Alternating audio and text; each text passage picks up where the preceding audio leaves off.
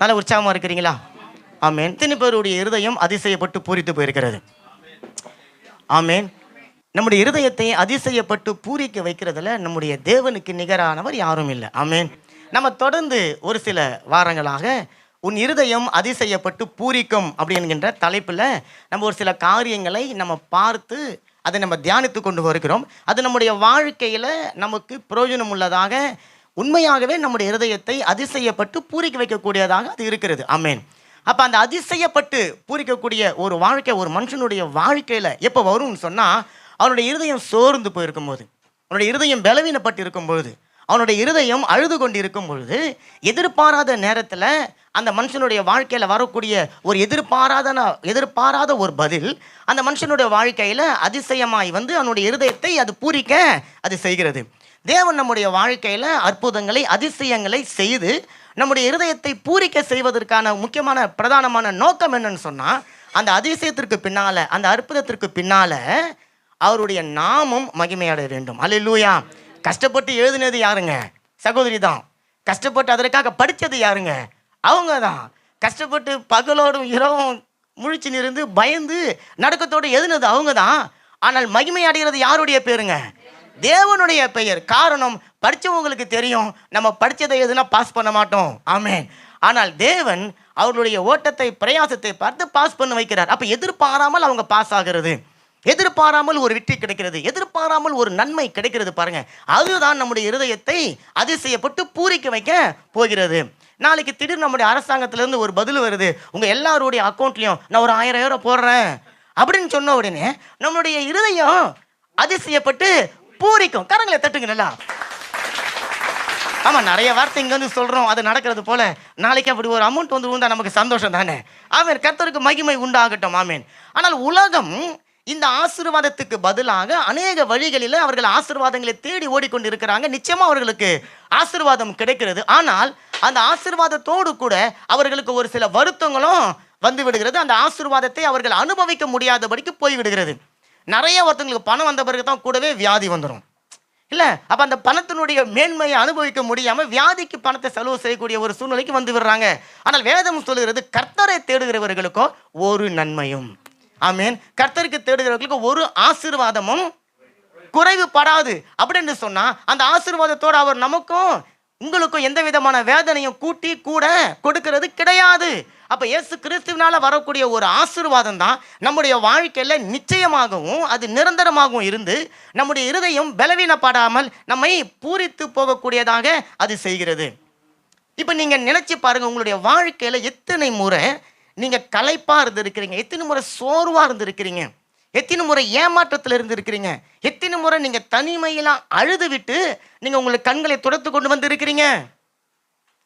ஆனால் இப்போ அந்த சூழ்நிலை எங்கே போனது? அந்த சூழ்நிலை உங்களை விட்டு எப்படி மாறினது? காரணம், அந்த சூழ்நிலையில் நீங்கள் அழுதாலும் அந்த சூழ்நிலையில் உங்களை நினைவு கூர்ந்தவர் உங்களோடு கூட இருந்தார். கரங்களை தட்டுங்க. நீங்கள் வெறுமையாக இருந்ததை நீங்கள் மட்டும்தான் உணர்ந்தீங்க, நீங்கள் தனிமையாக இருந்ததை நீங்கள் மட்டும்தான் உணர்ந்தீங்க. ஆனால் உங்களோடு உங்களை படைத்தவர் இருந்தார், உங்களோடு உங்களை அழைத்தவர் இருந்தார், உங்களோடு கருவில் சுமந்த அந்த தேவன் கூட இருந்தபடினால இன்றைக்கு அந்த பிரச்சனைகள், பாடுகள், போராட்டங்கள் அது எப்படி நம்முடைய கைவிட்டு போனது என்று சொல்லி தெரியாமலேயே நாம் இன்னைக்கு சமாதானத்திற்குள்ளேயும் சந்தோஷத்துக்குள்ளேயும் வந்திருக்கிறோம்.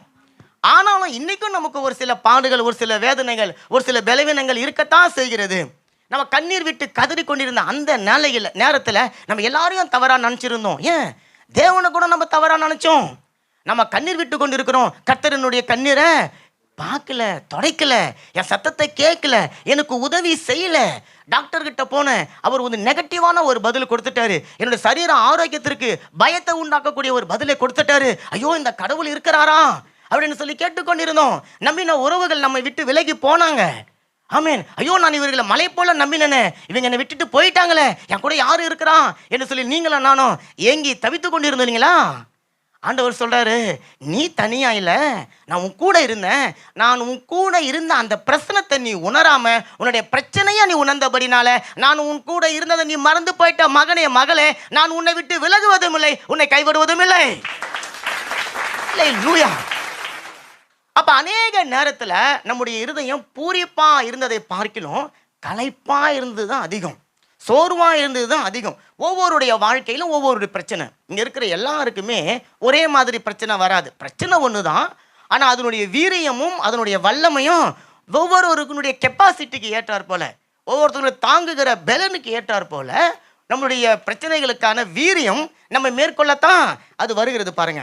அப்படிப்பட்ட சூழ்நிலைகளை நம்முடைய இருதயம் அது மிகவும் குழம்பி போய் அது மேற்கொண்டு என்ன செய்யணும் என்று சொல்லி தெரியாமல் தத்தளித்து கொண்டு இருக்கிற நேரத்தில் தான் கர்த்தர் சொல்றாரு, நீ பயப்படாது, நீ அந்த சூழ்நிலையை குறித்து திகையாத, நானே உன் தேவனாக இருக்கிறேன், நான் உன் வலது கரத்தை பிடித்து கொண்டிருக்கிறேன், நான் உன்னை ஆட்டி தேற்றுவேன் என்று சொல்லி அவர் கர்த்தர் சொல்லுகிறார். இப்போ வாசித்த அந்த நீதிமொழிகள் 13:12 அதை வாசிக்கிறாங்க பாருங்க. நெடுங்காலமாய் காத்திருக்குதல் இருதயத்தை இழைக்க பண்ணும், விரும்பினது வரும்போதோ ஜீவ விருட்சம் போல் இருக்கும். ஆமா, வசனம் சொல்லுது, நீங்க நெடுங்காலமா காத்திருக்க வேண்டிய ஒரு சூழ்நிலை எல்லாருடைய வாழ்க்கையில வரத்தான் செய்யும். ஏன்னா காத்திருக்கும் போது தான் நீங்க எந்த ஒரு காரியத்திற்காக காத்து இருக்கிறீங்களோ அந்த காரியத்தை குறித்து அதை பெற்றுக்கொள்ள வேண்டும் என்கின்ற ஆசை உங்களுக்குள்ள உருவாகும். நீங்க ஒரு விஷயத்தை எதிர்பார்த்த உடனே உங்களுக்கு கொடுத்துட்டா உங்களுக்கு சந்தோஷம், ஆனால் அந்த சந்தோஷம் நித்தியமா இருக்காது. அப்போ அந்த காரியம் நீங்கள் காத்து கொண்டு இருக்கும்போது உங்களுடைய இருதயம் இளைத்து போகும். இளைத்து போகும்போது தான் அந்த காரியம் உங்களுடைய வாழ்க்கையில் வந்து தான் ஆகணும் என்கின்ற ஒரு எண்ணம் நமக்குள்ள உண்டாகும். அப்போ அந்த காரியத்திற்காக நம்ம இன்னும் அதிகமாய் காத்திருந்து நம்ம அதை பெற்றுக்கொள்வதாக நம்ம இருப்போம். இந்த வசனம் சொல்லுது, நீங்கள் நெடுங்காலமாக காத்து இருக்கும்போது உங்களுடைய இருதயம் இளைச்சி தான் போகும். அப்போ இன்றைக்கு எதற்காக நீங்கள் காத்து கொண்டு இருக்கிறீங்க? உங்களுடைய வாழ்க்கையில் எந்த ஒரு காரியத்துக்காக நீங்கள் காத்து கொண்டு இருக்கிறீங்க? உங்களுக்கு நான் ஒரு ரகசியம் சொல்கிறேன். நீங்கள் காத்து கொண்டு இருக்கும்போது நிச்சயமாக உங்களுடைய இருதயம் மனமடிவாகும். உங்களுடைய இருதயம் நிச்சயமாக அது உடைந்து போகும். உங்களுடைய இருதயம் நிச்சயமாக அது இளைத்து போகும். காரணம், நீங்கள் எதிர்பார்த்து கொண்டு இருக்கிற காரியம் உங்களுக்கு ரொம்ப முக்கியம். அந்த காரியம் உங்களுக்கு ரொம்ப தேவை. ஆண்டவர் சொல்கிறார், நீ அப்படி இருக்கும்போது தான் அவர் சொல்கிறாரு, நீ விரும்பினிய அந்த காரியம் உனக்கு வரும்பொழுது உன் இருதயம் அதிசயப்பட்டு பூரிக்கும். கரங்களெல்லாம் தட்டுங்களேன். அந்த ஜீவ விருட்சம் போல இருக்கும்னு சொல்றாரு. ஆமேன். ஜீவ விருட்சம் சொன்னா நமக்கு ரொம்ப புரியல, ஆனா அதிசயப்பட்டு பூரிக்கும்னு சொன்னா நமக்கு நல்லா புரியுது பாருங்க. அப்ப நீங்க காத்திருக்கிற அந்த காத்திருக்குதல் ஒரு காலம் கடந்து போகும் பொழுது அதன் மேல உங்களுக்கு நம்பிக்கை பெருகுவதற்கு பதிலாக, அதன் மேல விசுவாசம் பெருகுவதற்கு பதிலாக அந்த காரியத்தின் மேல உங்களுக்கு வெறுப்பு உண்டாகும்படிக்காக பிசாசு செய்வான். அந்த நேரத்தில் தேவன் உங்களை அவர் சந்திக்கிறார். அந்த நேரத்தில் நம்முடைய இருதயத்துக்கு அருகில் இருந்து அவர் நம்மளோட பேசுகிறார், நம்மை அவர் தேற்றுகிறார். சரியான நேரத்தில் சரியான காலத்தில் நீங்களும் நானும் எதிர்பார்த்து கொண்டிருக்கிற அதிசயத்தை அற்புதத்தை செய்து நம்முடைய இருதயத்தை மன மகிழ்ச்சினால நிரப்பக்கூடியவர் நம்முடைய தேவன். அப்போ சோர்ந்து போன இருதயத்தோடு இன்னைக்கு நீங்கள் வந்திருப்பீங்கன்னு சொன்னால் ஆண்டவர் உங்களை பார்த்து சொல்கிறார், உன்னுடைய இருதயத்தில் இருக்கிற சோர்வை எடுத்து நான் பூரிப்பை கொடுக்க போகிறேன். உன்னுடைய இருதயத்தில் இருக்கிற அழுகையை எடுத்து நான் ஆனந்தத்தை உனக்கு கொடுக்க போகிறேன். அநேக சூழ்நிலைகளை நீங்கள் பார்க்கும்போது இது முடியாது அப்படித்தான் நமக்கு தோணும். அநேக சூழ்நிலைகள் அநேக பிரச்சனைகளை பார்க்கும்போது இது என்னால் எப்படி தீர்க்க முடியும், என்னால் எப்படி இந்த பிரச்சனையை எதிர்கொள்ள முடியும், எனக்கு கெப்பாசிட்டி இல்லையே, பிரச்சனையை மேற்கொள்ள எனக்கு தகுதி இல்லை, இந்த பிரச்சனையை நான் சந்திக்க என்னால் முடியாது என்று சொல்லி மனுஷன் நினைப்பான். ஆமேன். இதுதான், இதுக்கு மேலே என்னால் எதுவும் செய்ய முடியாது சொல்லி நம்மளுடைய காரியத்துக்கு ஒரு ஃபுல் ஸ்டாப் வச்சிடறோம், ஒரு முற்றுப்புள்ளி வச்சிடறோம். நீங்கள் எப்போ முற்றுப்புள்ளி வைக்கிறீங்களோ அப்போ தான் தேவன் அதற்கு பின்னாடி ஒரு கமா வைக்கிறார். ஆமேன். முற்றுப்புள்ளிக்கு பிறகு ஒரு கமா வச்சா என்ன அர்த்தங்க? தொடருகிறது. ஆமேன்.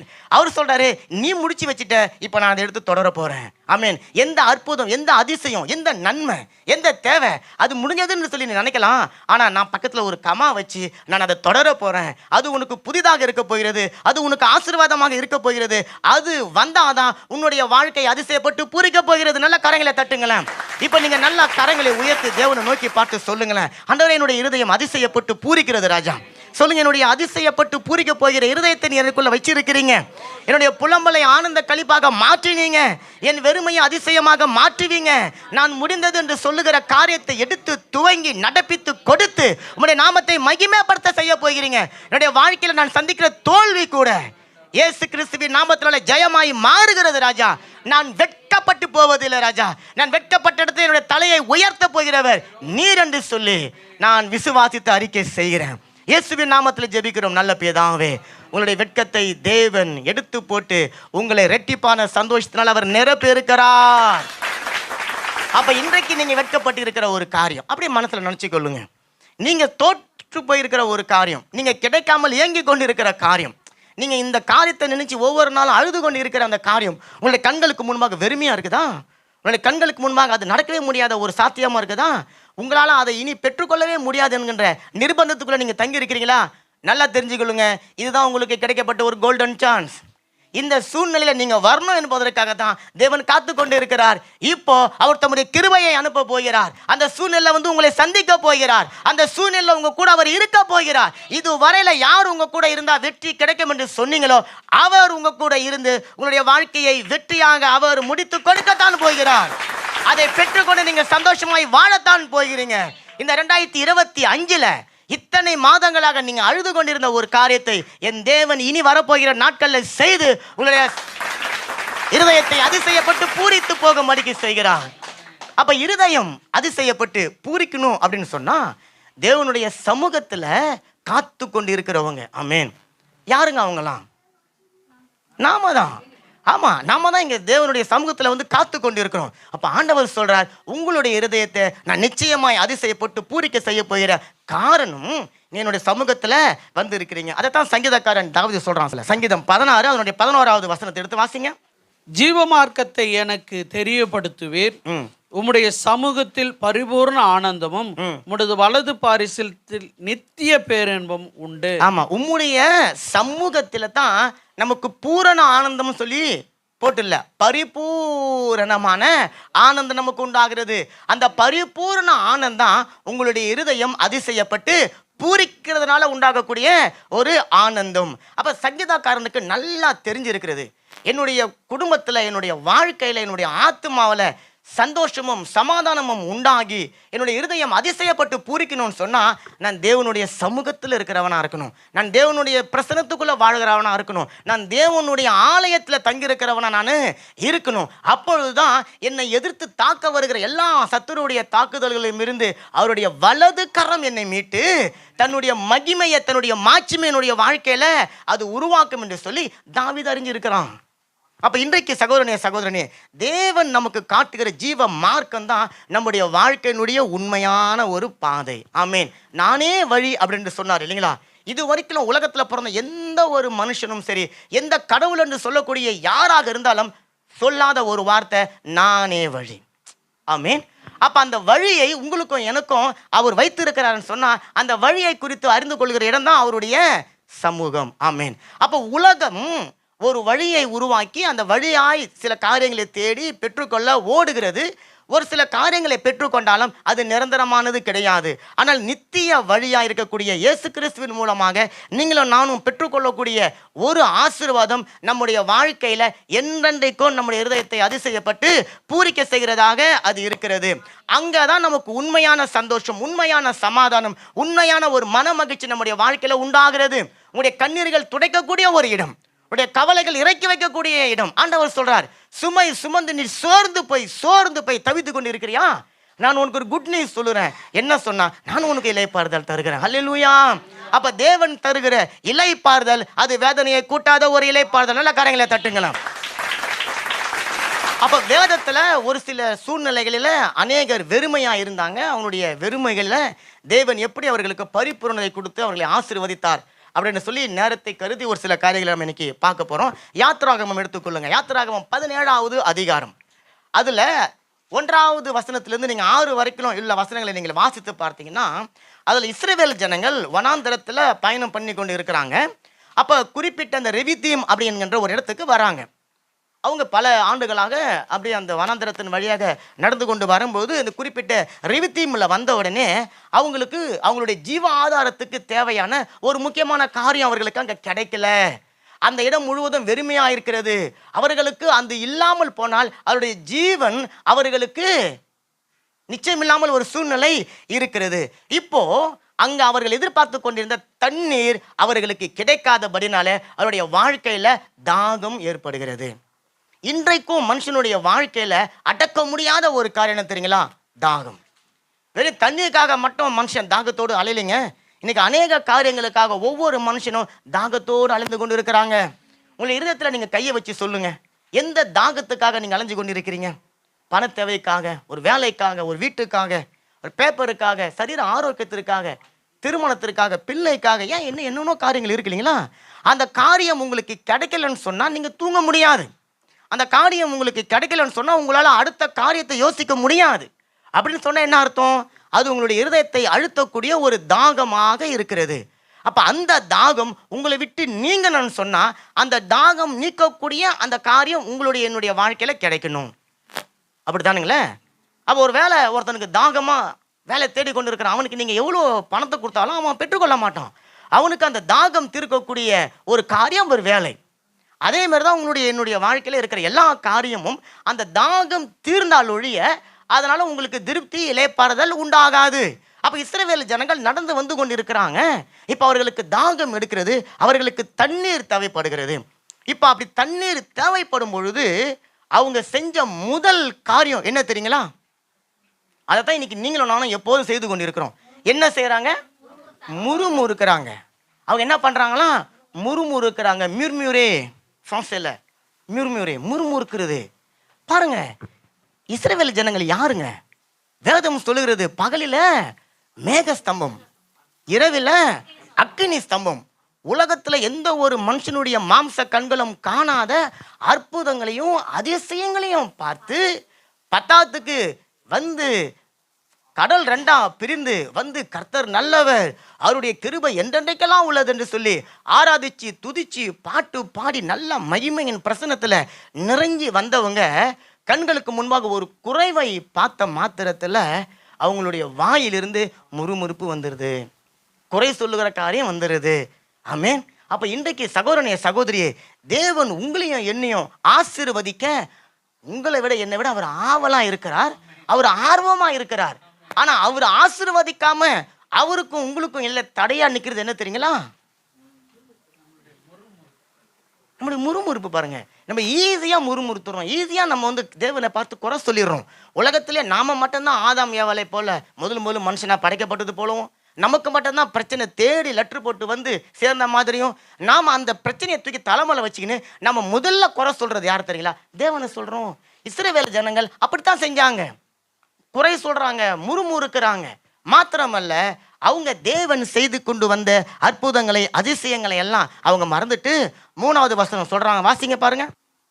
ஜனங்கள் அவ்விடத்திலே தண்ணீர் தவணமாய் இருந்தபடியால் அவர்கள் மோசேக்கு விரோதமாய் முறுமுறுத்து, நீர் எங்களையும் எங்கள் பிள்ளைகளையும் எங்கள் ஆடு மாடுகளையும் தண்ணீர் தவணத்தால் கொன்று போட எங்களை எகிப்திலிருந்து ஏன் கொண்டு வந்தீர் என்றார்கள். பாத்தீங்களா?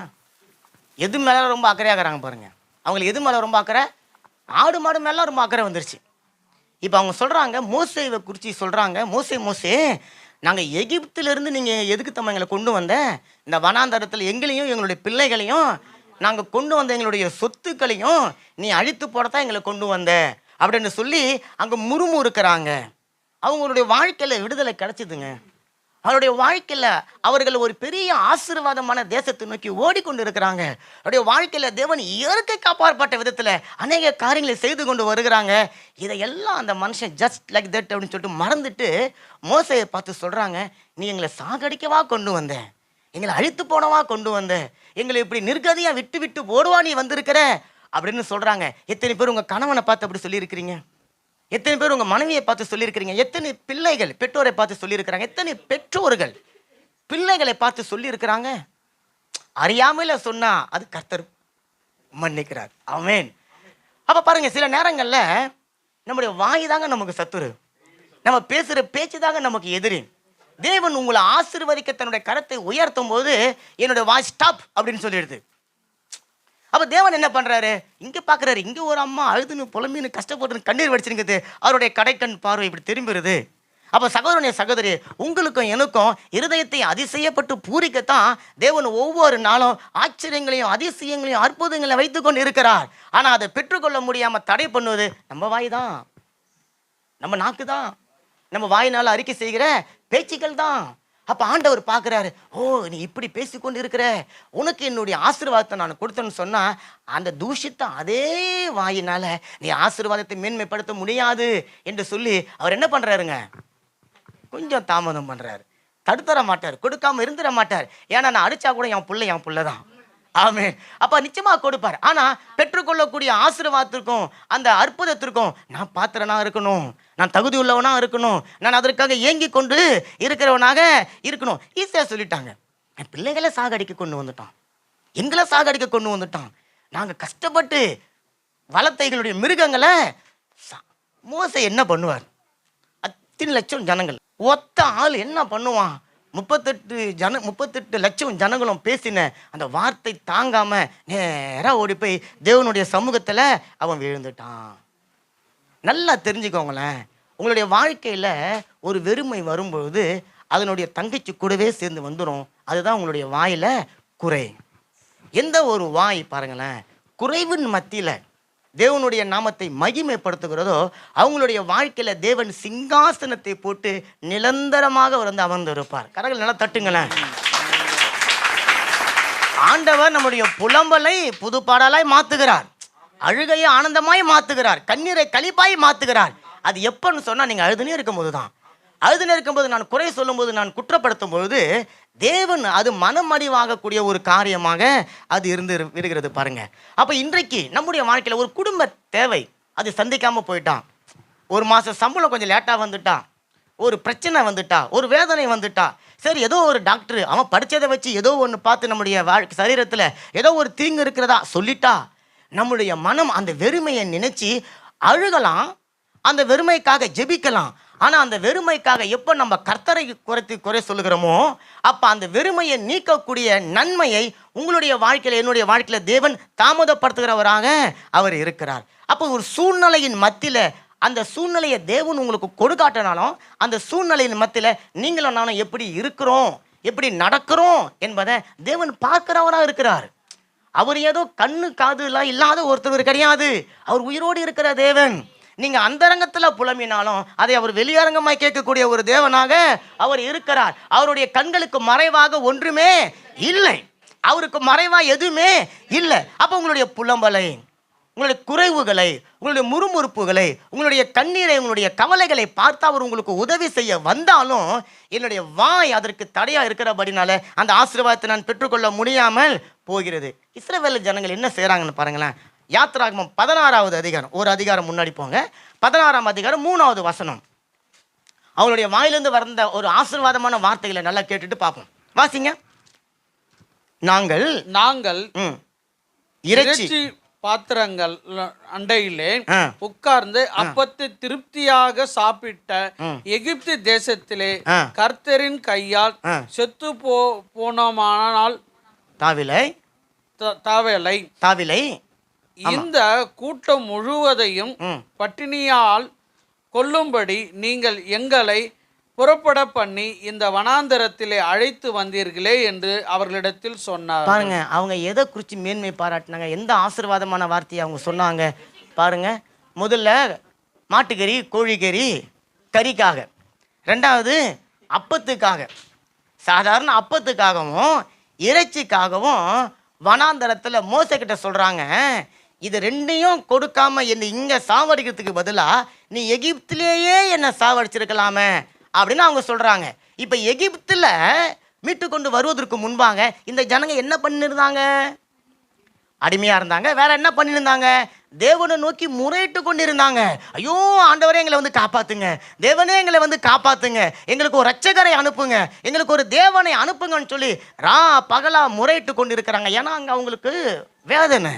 இப்ப ஆண்டவர் என்ன பண்றாரு? இவர்களை மீட்டு கொண்டு வருவதற்கு பார்வோனுக்கு ஆண்டவனா இருக்கக்கூடிய மோசேவை அனுப்பி கிருபையா மீட்டு கொண்டு வந்த உடனே இவங்க சொல்றாங்க, நாங்க உட்காந்துக்கின்னு அங்க சாப்பிட்ட அப்பமும் கோழிக்கறியும் எவ்வளோ எங்களுக்கு தேவலாம், இந்த வனாந்தரத்தில் எங்களையும் எல்லா கூட்டத்தையும் நீங்க பட்டினி போட தீர்மானிச்சு எங்களை அழித்து போடுவதற்கு இங்க கொண்டு வந்திருக்கிறீங்களே அப்படின்னு சொல்லி மோசே கிட்ட சொல்றாங்க.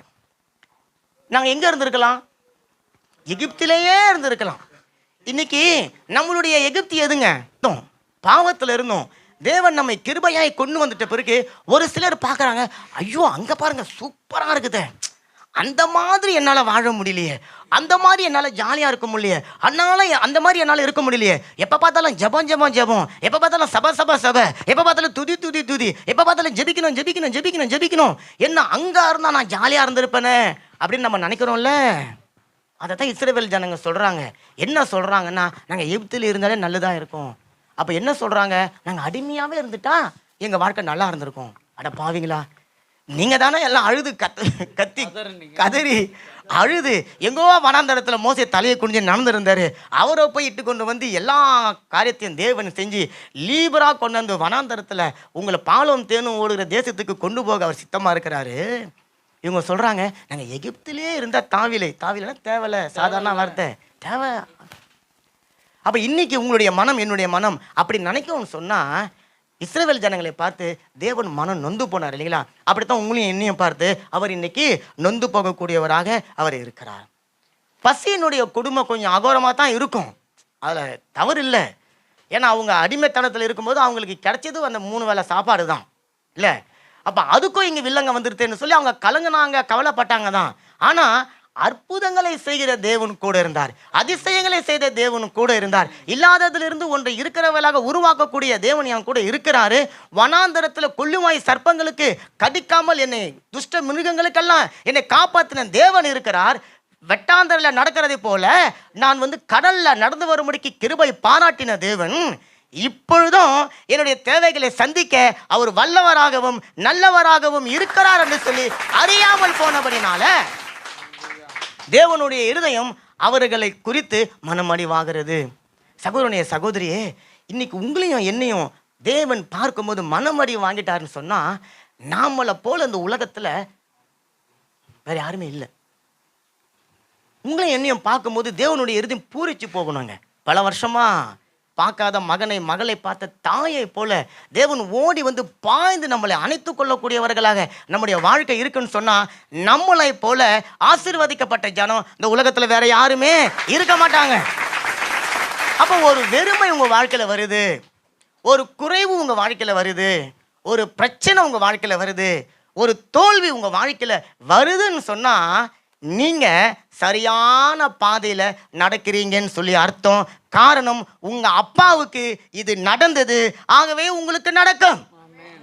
ஆண்டவர் சொல்றார், உலகம் உங்களை பகைக்கும், அதனால உங்களுக்கு தீமைகள் வரும், நன்மைகள் வரும். அப்ப ஆண்டவர் சொல்றார், நீ என்னை நம்பி, என்னை மாத்திரம் நீ பற்றி கொண்டு, என்னை மாத்திரம் நீ நம்பி வாழ்ந்துன்னு சொன்னா, அந்த வெறுமை தான் உன்னுடைய வாழ்க்கையினுடைய ஆசீர்வாதத்திற்கான ஆரம்பம். நல்ல கரங்களை தட்டுங்க. இப்போ அவங்க சோறு இல்லை, அப்பம் இல்லை, கறி இல்லை அப்படின்னு சொல்லிட்டு கலங்கி கொண்டு இருக்கிறாங்க. தேவன் என்ன பண்றாரு, அவர்கள் பார்க்க போகிற இன்னொரு பிரம்மாண்டமான காரியத்திற்கு அவர்களை ஆயத்தப்படுத்துறார். நம்முடைய வாழ்க்கையில ஒரு பிரம்மாண்டத்தை பார்க்கணும்னு சொன்னா நம்முடைய கண்கள் விரிவாக திறக்கப்படணும். ஆமேன். நான் சொல்றது இந்த கண் இல்லை, நம்முடைய மனக்கண்கள் விரிவாக திறக்கப்படணும். ஆமேன்.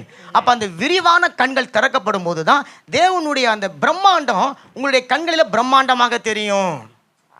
இப்ப 10 நாளா பட்னியா இருக்கிறவனுக்கு அரை இட்லி அவனுக்கு எப்படிங்க அவன் கண்களுக்கு முன்னாக பிரம்மாண்டங்க இல்லை. நம்ம டெய்லி அரை இட்லி தூக்கி குப்பையில் போடுறோம், நமக்கு அது பிரம்மாண்டம் இல்லை. ஆனால் 10 நாளாக சாப்பிடாம இருக்கிறவனுக்கு முன்னாடி ஒரு அரை இட்லியை கொடுத்தீங்கன்னா அது அவனுடைய கண்களில் விரிவாக திறந்து பெரிய பிரம்மாண்டமாய் பார்த்து அதை அவன் வாங்கியோடு எடுத்து சாப்பிடுகிறான். அவனுடைய ஆத்மா திருப்தி ஆகுது, சரீரமும் திருப்தி ஆகிறது. ஆனால் நாம் என்ன பண்ணுறோம், ஏற்கனவே திருப்தியாக இருந்து கொண்டு பல இட்லிகளை தூக்கி வெளியே போட்டு கொண்டு இருக்கிறோம். அப்போ உங்களுடைய என்னுடைய கண்களில் தேவனு கொடுக்கிற பிரம்மாண்டம் கூட ரொம்ப சின்னதாக இருக்கிற மாதிரி இருக்கிறபடினால நாம் திருப்தி அடையாமல் இலைப்பாறுதல் இல்லாமல் இருக்கிறோம். செங்கடலை கடந்து வந்தது அவங்களுக்கு பிரம்மாண்டமா தெரியல, அப்படித்தானே? 10 வகையான அற்புதங்களை செஞ்சு எகிப்தியர்களுக்கு அது வாத, இஸ்ரவேலர்களுக்கு அற்புதம். 10 வகையான அற்புதங்களை செஞ்சு இஸ்ரவேல் ஜனங்களை கொண்டு வந்தாங்கல்ல, அது உங்களுக்கு அற்புதமா தெரியல. பொண்ணோடும் பொருளோடும் இந்த ஏரத்தை விட்டு நீங்க போனா போதும்னு சொல்லிட்டு எகிப்தியர்களுக்கு கொண்டாந்து எல்லாத்தையும் கொடுத்தாங்களே, அதை இலவசமா பெற்றுக்கொண்டு வந்தாங்களே, அது இவங்களுக்கு அற்புதமா தெரியல. இப்போ இவங்களுக்கு பிரம்மாண்டமாய் தெரியக்கூடிய காரியம் என்ன தெரியுங்களா? அப்பமும் கோழிக்கறியும் மாட்டுக்கறியும். சகோதரனே சகோதரியே, எதை நீங்க இன்னைக்கு பிரம்மாண்டம் நினைச்சுன்னு இருக்கிறீங்க? தேவனு கொடுக்கக்கூடிய பிரம்மாண்டத்தையா அல்லது உங்க கண்ணு பார்த்து விரும்பி கவர்ச்சியால் இழுக்கப்பட்டு கிடைக்கக்கூடிய பிரம்மாண்டமா? அப்ப தேவன் சொல்றார், அந்த பிரம்மாண்டம் உனக்கு தற்காலிக சந்தோஷத்தை கொடுத்து முடிவில் துக்கத்தை கொண்டு வந்துவிடும். ஆனால் நான் கொடுக்கிற பிரம்மாண்டத்தை நீ பார்த்து அதை நீ ரசித்து ருசித்து அதற்காக நீ நன்றி சொல்லி அதை நீ நினைத்து கொண்டே நீ நடந்து வந்தன்னு சொன்னா, இப்போ உனக்கு இட்லி இல்லை, உனக்கு நீ தேவையானது உனக்கு கிடைக்காமல் போனாலும் இன்னைக்கு கிடைக்கல, என் தேவன் அதை எனக்கு கொடுத்து என்னுடைய வாழ்க்கையை சமாதான தாபரங்களில் வசிக்கிறவர்களாக மாற்ற அவரால் முடியும் என்று சொல்லி அவர் உங்களை என்னையும் பலப்படுத்துவார். ஆமேன். அப்போ உங்களுடைய வாழ்க்கையில பொருளாதாரத்தில் குடும்ப ரீதியா அல்லது பிள்ளைகளுடைய வாழ்க்கையில ஏதாவது ஒரு வெறுமை இருக்கிறது, ஒரு குறைவு இருக்கிறது, சரீர ஆரோக்கியத்தில் ஒரு குறைவு இருக்கிறதுன்னு சொன்னால் அந்த வெறுமை தான் உங்களுடைய வாழ்க்கையினுடைய அதிசயத்தின் துவக்கமாக இருக்கிறது. அந்த குறைவு தான் தேவனுடைய கண்களுக்கு முன்பாக பூரிப்பின் வாசலுக்குள்ளார உங்களையும் என்னையும் நுழைய செய்யக்கூடியதாக இருக்கிறது. ஆமேன். அப்போ அந்த வெறுமையை நீங்கள் சந்திச்சாதான் அதன் பிறகு வரக்கூடிய உங்களுடைய அந்த நன்மை உங்களுடைய வாழ்க்கையில் அதிசயப்பட்டு பூரிக்க அது செய்கிறது. அல்லேலூயா. இப்ப நடந்தது என்ன? யாத்திராகமம் 17:4 டக்குன்னு வாசிங்க. மோசே கர்த்தரை நோக்கி கூப்பிட்டு, இந்த ஜனங்களுக்கு நான் என்ன செய்வேன்? இவர்கள் என் மேல் பார்க்கிறார்கள். என்ன செய்யறாங்களாம்? அந்த கல்லு என்ற வார்த்தையை ஞாபகம் வச்சுக்கோங்க. என்ன ஏ போறாங்கன்னா, மோசே மேல கல் எடுத்து அடிக்க போறாங்க. எத்தனை பண்ணி பாருங்க, மொத்தம் மோசே இல்ல, 10 லட்சம் பேரும் கல்லு தூக்கி அடிச்சாங்கன்னா மோசே கதி என்ன இல்ல? ஆனால் மோசேனுடைய மனதை கொஞ்சம் யோசனை பண்ணி பாருங்க. இந்த ஜனங்களுக்காகத்தான் பார்வோன் எடுத்த தன்னுடைய ஜீவனையும் துச்சமாய் வச்சு பரிந்து பேசி கொண்டிருந்த மோசே, இந்த ஜனங்களுக்காக வனாந்தரத்தில் இவர்களோடு கூட பாடுகளை அனுபவித்து கொண்டிருக்கிற மோசே, இவர்களை மீட்கும்படிக்காக தன்னுடைய சொந்த ஜனத்தையும் விட்டு விட்டு ஓடி போன மோசே, இந்த ஜனங்களுக்காக கொலைக்காரன் என்று சொல்லி பட்டத்தை பெற்றுக்கொண்ட மோசே, தேவனாக இவருடைய கண்களுக்கு முன்பாக தெரிந்த மோசே, இப்போ ஒரு நாயை போல கல்லால் அடித்து சாகடிக்கக்கூடியவனாக மாறினதற்கான காரணம் என்ன தெரியுங்களா? என்னதுங்க? அப்போ தண்ணி, சோறும் ஆமா இறைச்சியும் முதல்ல கிடைக்கல. இங்க அடுத்த கட்டம் வேற ஒண்ணு வருது. இங்க அந்த குடிக்கிறதுக்கு தண்ணீர் இல்லை. ஆமேன். அப்ப இன்றைக்கு அந்த தாகம் தீராமல் இருக்கும்போது உங்க கையில நீங்க எடுக்கிற வார்த்தையும் ஒரு கல்லுக்கு சமம். அந்த கல்லால் அடிச்சால் கூட வலி மாறி போயிடும், சொல்லால் அடிச்சா அது மாறாது. அப்ப அந்த கல்லை அடிக்க போறாங்கன்னு அப்படி சொல்றாங்க. இப்ப தேவன் என்ன சொல்றாருன்னா, 6வது வசனம் அவர் சொல்றாரு, அங்கே ஓரேபில் நான் உனக்கு முன்பாக கண்மலையின் மேல் நிற்பேன், கண்மலையின் மேல் நிற்பேன், அந்த கல்லை நீ அடி. இது பாருங்க, ஜனங்கள் கல்லால மோசேவை அடிக்க போறாங்க. மோசே அதை போய் தேவனிடத்துல சொல்றார். அப்ப அவர் சொல்றார், இந்த ஜனங்கள் உன்னைத்தான கல்லால் அடிக்க போறோன்னு சொன்னாங்க, அப்ப நீ என்ன பண்ணு, இந்த குறிப்பிட்ட கல்லை நீ அடி, அந்த கல்லு மேல நான் நிற்கிறேன். இப்ப மோசே தேவன் சொன்னது போலவே கல்லை அடிக்கிறார், பாறையை அடிக்கிறார். இப்ப மோசே எதை அடிக்கிறார்? கரெக்ட். ஏன்? அந்த கல்லுக்கு மேல யார் நிக்குதுங்க? தேவன் நிக்கிறாருங்க. இப்ப மோசே தேவனை போய் அடிக்கிறார். இந்த வார்த்தை ஞாபகம் வச்சுக்கோங்க, தேவனை அடிக்கிறாங்க. இப்ப மோசேவை கல்லால அடிக்க அவங்க நினைச்சத தேவன் எப்படி பார்க்கிறாருன்னா, அவங்க உன்ன அல்ல என்ன அடிக்கிறாங்க, என்னதான் அடிக்கிறாங்க. ஏன்னா நான் தான் இவர்களை நடத்தினா அல்லது நான் தான் பெற்று எடுத்தேன், என்னுடைய அருமை திறமை என்னை அடிக்கிறாங்க, அதனால இவர்களுடைய சார்பில் நீ என்னை அடி அப்படின்னு சொல்றார். இப்ப அந்த கண்மலையின் மேல தேவன் நிற்கிறாருங்க. மோசே இந்த ஜனங்களுடைய தாகத்தை தீர்க்க தேவனை அடிக்கிறாருங்க. உடனே நீங்க கேட்காதீங்க, அங்க தேவன் போட்டுக்குதான்னு கேட்காதீங்க. அவர் சொல்ற, நான் ஓரேபில் அந்த கண்மலையின் மேல நான் நிற்பேன், அந்த கல்லை தான் நீ அடிக்கணும், அங்க நிறைய கல் இருக்குது, நீ கண்டதை அடிச்சிடாத, இந்த கல்லை அடி. அப்ப இந்த கல்லு மேல தேவன் இருக்கிறார், அவரை நீ அடிக்கணும் என்று சொல்லி மோசே கிட்ட சொல்றாரு. நீ அடிச்சாதான் ஜனங்களுடைய தாகம் தீர்க்கப்படும். ஆமேன். இப்ப மோசே அங்க போய் அந்த கல்லால அடிக்கிறாரு. ஆமேன். இப்போ அந்த கல்லால் அவங்க அடிக்கும் போது அந்த கல்லுக்குள்ளிருந்து தண்ணீர் புறப்பட்டு வருகிறது. ஆமேன். இப்போ கல் இயற்கையாக அது உயிரில்லாத ஒன்று, அது உணர்வில்லாத ஒன்று. அந்த கல் ஒரு வெறுமையை குறிக்கிறது, அல்லது அந்த கல் எந்த விதமான ஒரு நன்மைக்கும் பிரயோஜனமில்லாத ஒரு காரியத்தை குறிக்கிறது. அந்த கல்லை நீங்கள் அடிக்க ஆரம்பிக்கும் போது உங்களுடைய வாழ்க்கைக்கு தேவையான தாகத்தை தீர்க்கக்கூடிய நீர் அந்த கல்லிலிருந்து புறப்பட்டு வரும் என்று சொல்றாரு. குறிப்பா அந்த கல்லுக்குள்ள இருந்து தண்ணி வரும் என்று சொல்லி கர்த்தர் சொல்லுகிறாரு. அப்ப இன்றைக்கு உங்களுடைய வாழ்க்கையில நீ எந்த ஒரு கல்லை எடுத்து நீ பயன்படுத்தினியோ அந்த கல்லுக்குள்ள தான் உன்னுடைய ஆசீர்வாதத்திற்கான ரகசியத்தை நான் வச்சிருக்கிறேன். ஆமேன். அது என்ன கல் நான் உங்களுக்கு பின்னாடி நான் சொல்லின்னு வரேன். இப்போ பாருங்க, மோசே அந்த கல்லை எடுத்து அவர் அடிக்கிறார். இப்போ அடிக்கும் போது அங்கே தண்ணி வருது. அதை சங்கீதம் நான் வாசிக்கிறேன் பாருங்க. சங்கீதம் 78 15 16 வரைக்கும் உள்ள வசனங்கள் நீங்கள் வாசித்து பார்த்தீங்கன்னா, அவர் பாறைகளை பிளந்தார், பெரும் ஆறுகளைப் போல தண்ணீர்களை ஊற்றினார் அப்படின்னு சொல்லி ஷார்ட்டாக முடிச்சிட்டோம். அவர் கண்மலையை பிளந்தார், மக ஆழங்களிலிருந்து அவர் தண்ணீரை புறப்பட செய்தார், ஓட செய்தார் அப்படின்னு சொல்லி. அப்போ இன்றைக்கு உங்களுடைய வாழ்க்கையில் நீங்களே ஒரு கல்லை எடுத்து அந்த கல்லால் யாரையும் அடிக்க முற்பட்டு அந்த கல்லே உங்களுக்கு ஒரு வாழ்க்கையில் தடையாக இருக்குதா? அந்த கல் உங்களுடைய வாழ்க்கையில் வெறுமையாக இருக்குதா? அந்த கல் மூலமாக உங்களுக்கு எந்த விதமான நன்மையும் கிடைக்கலையா? அப்போ ஆண்டவர் சொல்றார், அந்த கல்லை நீ அடிக்க வேண்டிய நேரம் வந்துவிட்டது. மூடிய கதவு உங்களுடைய வாழ்க்கையில் எங்கே போனாலும் இருக்குதா? ஒரு சிலருக்கு போகிறாங்க, கொடுமைன்னு கோயிலுக்கு போனால் அங்கே ஒரு கொடுமை டான்ஸ் ஆடினுங்க தான், தலைவிரிச்சு ஆடினுங்க தான். இவங்களே கொடுமைக்காக கோயிலுக்கு போனால் அங்கே ஒரு கொடுமை இவங்களுக்கு முன்னே ஆடினுங்க தான். அதே போல் நிறைய பேர் ஆசீர்வாதத்துக்காக எங்கேயோ போகும்போது அங்கே ஒரு பெரிய கதவை போட்டு மூடி வச்சிருக்குது. ஆண்டவர் சொல்ல, அந்த கதவை தான் இன்னைக்கு நீ அடிக்க போற. ஆமேன். அந்த கதவு கடினமான சூழ்நிலைகள், ஏமாற்றத்தின் பாதைகள், ஆமீன், நிர்பந்தமான ஒரு காரியங்கள், இருள் சூழ்ந்து இருக்கிற ஒரு பாதை. ஆண்டவர் சொல்றார், அந்த கல்லை நீ அடிக்கும் போது எந்த கல்லு உன்னுடைய வாழ்க்கையில தடையா இருந்ததோ அந்த கல்லு உன்னுடைய வாழ்க்கையில உன்னுடைய இருதயத்தை அதிசயப்பட்டு பூரிக்கும்படிக்காக செய்யக்கூடிய ஒரு கல்லாக அது மாறுகிறதுனால கரங்களை தட்டுங்களேன். இப்ப அந்த கல்லை அடிச்ச போனே அந்த கல்லுல இருந்து தண்ணீர் பாய்ந்தது. அந்த தண்ணீரை யாரெல்லாம் குடிச்சாங்க? இஸ்ரவேல் ஜனங்கள் குடிச்சாங்க, அவங்க மிருக ஜீவன்கள் குடிச்சது, எல்லாரும் குடிச்சாங்க. இவங்க என்னன்னு சொல்லி கம்ப்ளைண்ட் பண்ணாங்க, எங்களையும் எங்களுடைய பிள்ளைகளையும் எங்களுடைய ஆடு மாடுகளையும் சாகடிக்க கொண்டு வந்த அப்படின்னு சொன்ன உடனே ஆண்டவர் சொல்றார், நான் உங்களை சாகடிக்க கொண்டு வரல, உங்களுக்கு நான் வாழ்வை கொடுக்க கொண்டு வந்தேன் அப்படின்னு சொல்லிட்டு அவர்கள் எல்லாரையும் அந்த இடத்துல திருப்தியாக தேவன் நடத்துகிறார். பாறையிலிருந்து தண்ணீர் புறப்பட செய்து அவருடைய வாழ்க்கையை திருப்தியாக நடத்தினார். சரி, இப்போ அந்த பாறை தான் என்ன? ஏன் அந்த பாறையை நான் அடிக்கணும்?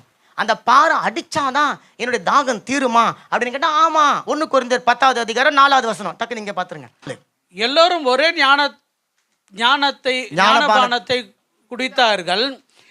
எப்படி என்றால், அவர்களோடு கூட சென்ற ஞான கண்மலையின் தண்ணீரை குடித்தார்கள். அந்த கண்மலை கிறிஸ்துவே. நல்லா கரங்களை தட்டுங்க, நல்லா கரங்களை தட்டுங்களேன். அவங்க சொல்றாங்க, எல்லோரும் அந்த தண்ணீரை குடிச்சாங்களாம், ஞான பானத்தை எல்லோரும் குடிச்சாங்களாம். எந்த தண்ணியை குடிச்சாங்கன்னு சொன்னா, அவங்க கூடவே போய் கொண்டிருந்தாரு ஒரு ஞான கண்மலையாகிய கிறிஸ்து, அவர் மூலமாக தண்ணீரை அவர்கள் குடித்தாங்களாம். நல்ல கரங்களை தட்டுங்களேன், நல்ல கரங்களை தட்டுங்க. அப்ப அந்த ஞான கண்மலை இன்னைக்கு உங்களுடைய வாழ்க்கையில இருக்கும், என்னுடைய வாழ்க்கையில இருக்கும்னு சொன்னா, என்னுடைய வாழ்க்கையில தாகமே எடுக்காது. ஆமென். அப்ப ஆண்டவர் சொல்றாரு, அந்த ஞான கண்மலையாக கிறிஸ்து என்கின்ற கல் உங்களுடைய வாழ்க்கையில இருக்கும் அப்படின்னு சொன்னால், அந்த கல்லு தான்பா உங்களுடைய வாழ்க்கையில ஆசீர்வாதத்துக்கான ஊற்று. அந்த கல்லு தான் உங்களுடைய வெறுமையை நீக்கக்கூடிய நிறைவு அப்படின்னு சொல்லி அவர் சொல்றார். இப்ப அந்த கல், நீங்க உடனே எல்லாம் அந்த கல்லை தெரிந்து போகாது. நான் சொன்ன கல் நம்முடைய வாயிலிருந்து புறப்படுகிற சொல்லு. இப்ப ஆண்டவர் சொல்றார், நான் அந்த கல்லா உங்க கரத்துல இருந்தா, அப்ப அங்க கல் இயேசு கிறிஸ்து இல்லைங்களா? இப்போ உங்களுடைய வாயில இயேசு கிறிஸ்து இருந்தாருன்னு சொன்னா, உங்களுடைய வாய் இயேசு கிறிஸ்துனுடைய வாயா இருந்துச்சுன்னு சொன்னா, ஒரு பிரச்சனையை பார்த்து அந்த வாய் எப்படி பேசும்? இயேசு கிறிஸ்துனுடைய வாய் ஒரு பிரச்சனையை பார்த்து எப்படி பேசும்? இயேசு கிறிஸ்துனுடைய வாய் ஒரு சூழ்நிலையின் மத்தியில் எப்படி பேசும் அப்படி என்பதை நாம தெரிஞ்சு கொள்வோம். இப்ப இயேசு கிறிஸ்து எந்த ஒரு சூழ்நிலையும் பார்த்து குறை சொல்லி புலம்பி அழுது போராடி பார்த்துருக்கிறோமா? இல்லை. அப்போ இயேசு சொல்றாரு, நான் அந்த ஞான கண்மலையா உங்க கூட தான் இருக்கிறேன். நீங்க அந்த கல்லை உங்க வாழ்க்கையில பயன்படுத்தி கொள்ளுங்க. அப்ப என்னன்னு சொன்னா சகோதரனே சகோதரியே, உங்க வாயிலிருந்து புறப்படுகிற ஆசீர்வாதமான வார்த்தைங்க, உங்க வாயிலிருந்து புறப்படுகிற விசுவாசமான வார்த்தைங்க உங்களுடைய சூழ்நிலைகளை மாற்றும். அல்லேலூயா. அந்த கல்லை நம்பி பேசக்கூடிய ஒரு வாய் அதனுடைய ஆசீர்வாதத்தை திறக்கக்கூடிய ஊற்றாக இருந்து ஆசீர்வாதத்தை சுதந்தரித்துக் கொள்ளும். நல்ல காரியங்களை தட்டுங்களேன். அதைத்தான் மோசே செஞ்சாரு, போய் அந்த பாறையை அடித்தார். ஆமீன். அப்ப இன்றைக்கு நீங்களும் நானும் அந்த பாறையை அடிச்சிருக்கிறோமா? அடிச்சிருக்கிறோமா? எங்க அடிச்சிருக்கிறோம்? ஓகே, அதை எடுத்து வாசிப்போம். இப்ப அந்த பாறையை நம்ம எங்க தம்மா அடிச்சிருக்கிறோம்? ஏசாயா 55:1 நான் வாசிச்சிடுறேன். ஏசாயா 55:1 ஆண்டவர் சொல்றார், ஓ தாகமா இருக்கிறவர்களே, நீங்கள் எல்லாரும் தண்ணீர்கள் அண்டைக்கு வாருங்கள். பணமில்லாதவர்களே, நீங்கள் வந்து வாங்கி சாப்பிடுங்கள். நீங்கள் வந்து பணமும் இன்றி விலையும் இன்றி திராட்சை ரசமும் பாலும் கொள்ளுங்கள். அப்ப தாகமா இருக்கிறவர்கள் என்னிடத்துல நீங்க வாங்க அப்படின்னு சொல்லி கர்த்தராக இயேசு கிறிஸ்து யோவான்ல சொல்றார். தாகமா இருக்கிறவர்களே சொல்றாருங்களா? தாகத்தோடு இருக்கிறவர்களே என்னிடத்துல நீங்க வாங்க. ஏன்? நான் தான் பாரு, என்ன நீங்க அடிச்சாதான் உங்க தாகம் தீரும். ஆமீன். அப்போ அந்த பாறையை நீங்கள நானும் அடிச்சிருக்கிறோம். அது எங்க தெரியுங்களா? கல்வாரி சிலுவையில. எத்தனை முறை அடிச்சோம்? ஒரே முறை, ஒரு முறை அடிச்சோம். ஆனா எத்தனை ஆணி அடிச்சோம்? 3 ஆணி அடிச்சோம். நீங்கள நானும் அந்த கல்வாரி சிலுவையில இயேசு கிறிஸ்துவை எவ்வளோத்திற்கு தேவையான அளவுக்கு நம்ம அடிச்சு 3 முறை அவர் ஆணில வச்சு மாட்டிட்டோம். ஆண்டவர் சொல்றார், இப்போ நான் தாகமா இருக்கிறேன். பாத்தீங்களா? உங்களுடைய தாகம் இப்ப இயேசு கிறிஸ்துவுக்குள்ள போயிடுச்சு. அவர் தாகமா இருந்தபடினால உங்களுடைய என்னுடைய தாகத்தை தீர்க்கக்கூடிய ரட்சிப்பை அவர் உங்களுடைய என்னுடைய வாழ்க்கையில ஜீவ ஊற்றாக வைத்திருக்கிறார். அல்லேலூயா. அப்ப ஆண்டவர் சொல்ற, வெறுமையா உங்களுடைய வாழ்க்கை இன்னைக்கு கிடையாது. நீங்க கவலையா இன்னைக்கு உங்களுடைய வாழ்க்கை இருக்கக்கூடாது. ஆமீன். கல்லு போல உங்களுடைய வாழ்க்கை இருந்தாலும் அந்த கல்லுக்குள்ளதான் நான் உங்களுடைய ஆசீர்வாதத்திற்கான ஊற்றை வைத்திருக்கிறேன். ஆமீன். நானே அந்த கல்லாய் மாறினேன், நானே அந்த பாறையாய் மாறினேன். என்னையே நான் உங்களுக்காக அடிக்க கொடுத்தேன். ஏன் தெரியுங்களா? உங்களுடைய தாகங்கள் தீர்க்கப்படுவதற்காக, உங்களுடைய வெறுமைகள் நீக்கப்படுவதற்காக, உங்களுடைய குறைவுகள் நீக்கப்படுவதற்காக. அந்த கல்லு தான் இன்னைக்கு உங்களுடைய என்னுடைய வாழ்க்கையில நம்முடைய இருதயத்தை அதிசயப்பட்டு பூரிக்க செய்யக்கூடிய ஒரு கல்லாக இருக்கிறது. அல்லேலூயா. அப்ப யாரெல்லாம் அந்த நாள்ல வெறுமையோடு வந்திருக்கிறீங்க, குறைவோடு வந்திருக்கிறீங்க, கர்த்தர் உங்களை பார்த்து சொல்றார், நீங்கள் அந்த கல்லை அடிக்க அதிலிருந்து உங்களுக்கு நீரூற்று புறப்பட்டு வரும் என்று சொல்லி கர்த்தர் சொல்லுகிறார். எழுந்து நிற்போம். அல்லேலூயா, அல்லேலூயா. அந்த கல்லின் மூலமா தான் உங்களுடைய இருதயம் பூரிக்க கர்த்தர் செய்கிறார். அப்ப இன்னைக்கு உங்களுடைய ஜெபம், எழுந்து நில்லுங்களேன். உங்களுடைய ஜெபம் படுத்தமா இருக்கணும். கர்த்தாவே, என்னுடைய வாழ்க்கையில கல்லு போல இருக்கிற அந்த கடினமான சூழ்நிலையில் இருந்து ஒரு ஊற்றை நீர் எங்களுக்காக உருவாக்கி எங்கள் தாகத்தையும் எங்கள் குடும்பத்தின் தாகத்தையும் எங்கள் பிள்ளைகளுடைய தாகத்தையும் நீர் தீர்த்து எங்களுடைய இருதயத்தை அதிசயப்பட்டு பூரிக்க செய்யுங்க. ஆமென். நல்ல கரங்களை தட்டி, நல்ல கரங்களை தட்டி. ஆமென். பாருங்க, அந்த வனாந்தரத்துல இயேசு அவங்க கூட இருந்தாரா? இயேசு அவங்க கூட நடந்தாரா? இயேசு அவங்க கூட வசித்தாரா? அவங்க முணுமுணுத்தாங்க. ஆனா நாம முணுமுணுக்காம நம்ம பாடி அவர் நாமத்தை மகிமைப்படுத்த போகிறோம். இயேசு என்னோடு இருக்கிறார். நல்ல கரங்களை தட்டி. இயேசு என்னோடு இருப்பதால், எல்லோருமாய் சேர்ந்து இயேசு என்னோடு நடப்பதால், ஆவிக்குரிய இஸ்ரவேலர் இயேசு என்னோடு வசிப்பதால் சொல்லுங்க. வெட்கப்பட்டு போவதில்லை. இயேசு என்னோடு இருப்பதால், இயேசு என்னோடு நடப்பதால், இயேசு என்னோடு வசிப்பதால் வெட்கப்பட்டு போவதில்லை. அல்லேலூயா. எல்லாம் உற்சாகமாய் சந்தோஷமாய் அல்லேலூயா. கவலைகள் நீங்கினவர்களாக, எல்லா கண்ணீர்கள் நீங்கினவர்களாக. ஆமென். அல்லேலூயா. அல்லேலூயா. கர்த்தரோடு இருக்கிறபடினால பயம் எனக்கு இல்லை. நான் வெட்கப்பட்டு போக மாட்டேன். தேவனுடைய கரம் என்னோடு இருந்து என்னை உயர்த்துகிறது. பயமில்லை, பயமில்லை, பயமில்லை. ஆமென், ஆமென், ஆமென். ஜெயம், ஜெயம் தானே. பாடுகிற அத்தனை பேருக்கு ஜெயம். பயமில்லை, பயமில்லை.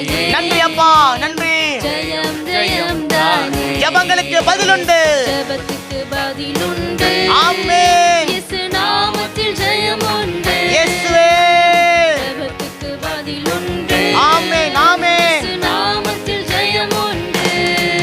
இயேசு நாமத்தில் ஜெயம் உண்டு. இயேசு நாமத்தில் ஜெயம் உண்டு. இயேசுவின் நாமத்திற்கு இயேசு